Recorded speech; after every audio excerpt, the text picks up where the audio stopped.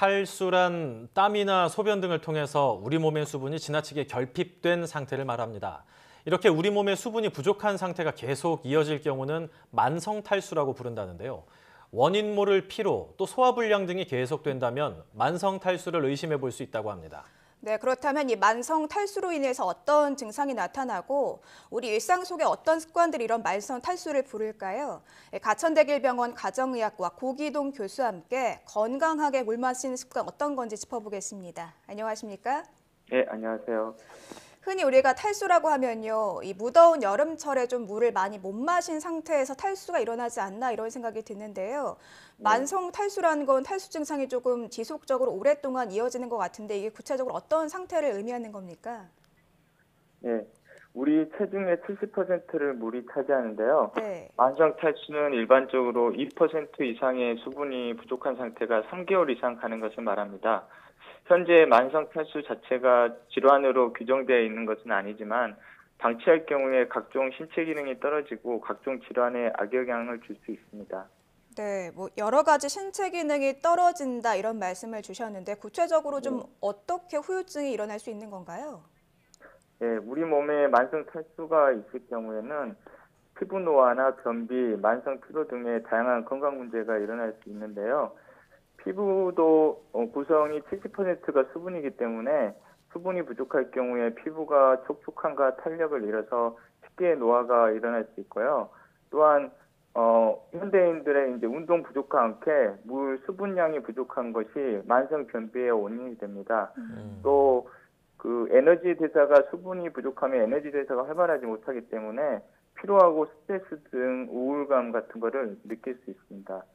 이 밖에도 소화 기능이나 관절통 같은 질환에도 좋지 않은 영향을 미칠 수 있습니다.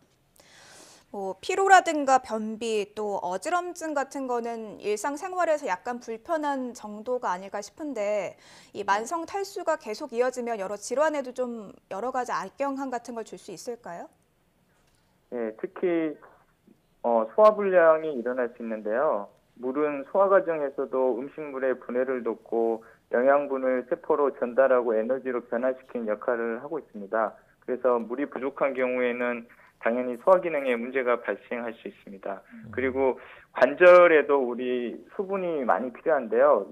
관절 사이에 연골이 있고 그 사이에 윤활 물질에 있어서 거기에 그 관절의 움직임을 부드럽게 해주는데 만성 탈수가 되면 그 윤활 물질이 줄어들어서 관절에 통증을 느끼고 연골이 손상되기 쉽게 됩니다. 이 밖에도 방광염, 수분이 적게 마시게 되면 방광염 등의 비뇨기 질환에도 악영향을 줄 수 있습니다. 사실 수분 섭취가 좀 부족하다고 하면 그냥 목마르고 말겠지 생각을 했는데 소화도 잘 안 되고 뭐 관절염도 생기고 방광염도 생기고 상당히 좀 큰 악영향을 미친다고 생각하니까 신경을 써야겠다는 생각도 드는데 사실 우리 몸의 50에서 70% 정도가 수분으로 이루어져 있잖아요. 그리고 또 갈증이 날 때마다 우리가 계속 물을 섭취하는데 그런데 어째서 이렇게 수분이 부족한 현상이 계속되나요? 저희가 이제 현대인들은 요새 갈증이 날 때 커피나 녹차 등의 카페인 음료를 마시는 경우가 많잖아요. 네. 예. 그래서 이 커피나 녹차 등 카페인 음료는 오히려 이뇨작용을 촉진해서 몸속 수분을 배출하게 됩니다. 그래서 카페인 음료를 마시면 수분을 섭취하는 것 같지만 실제로는 오히려 수분을 빼앗기기 쉬운 상태가 되고요. 예를 들어서 커피는 마신 양의 2배, 차 같은 경우는 1.5배 정도의 수분을 배출시킨다고 알려져 있습니다. 그래서 커피나 차를 마실 경우에는 물도 함께 충분히 섭취를 해줘야지 만성 탈수 예방할 수 있고요. 또한 저희가 습관적으로 갈증이 있더라도 그냥 한두 번 넘어가면서 물을 적게 마시는 그런 습관이 있을 수 있습니다. 이런 경우에도 만성 탈수의 원인이 될 수 있겠습니다. 네.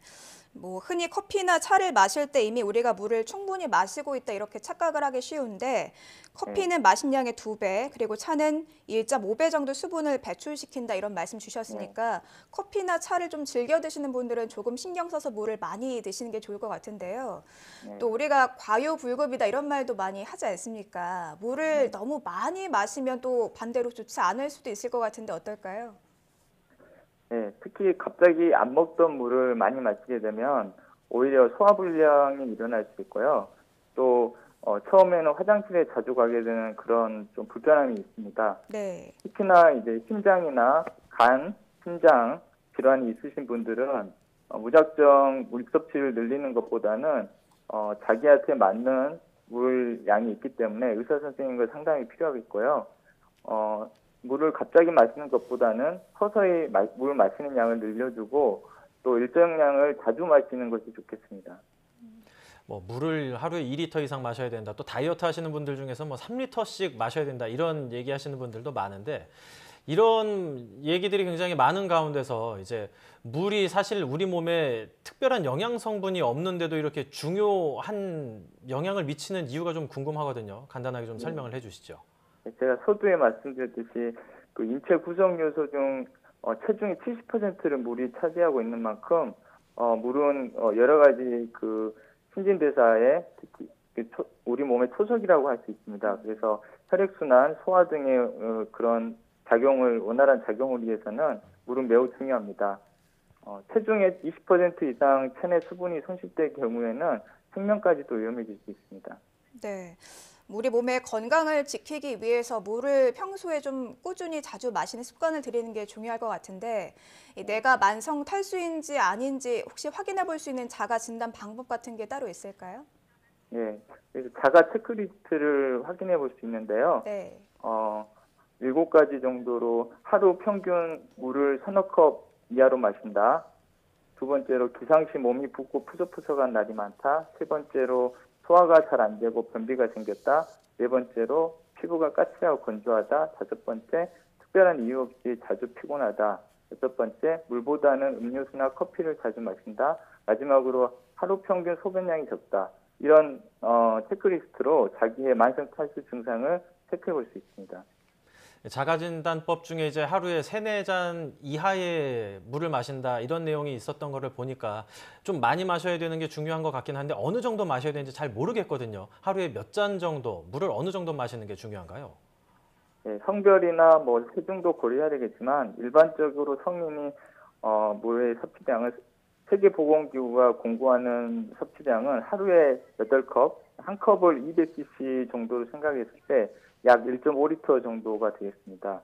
그런데 이제 야외 활동이나 운동 등을 해서 땀을 흘리는 경우에는 10% 정도의 수분 보충이 더 필요할 수도 있겠습니다.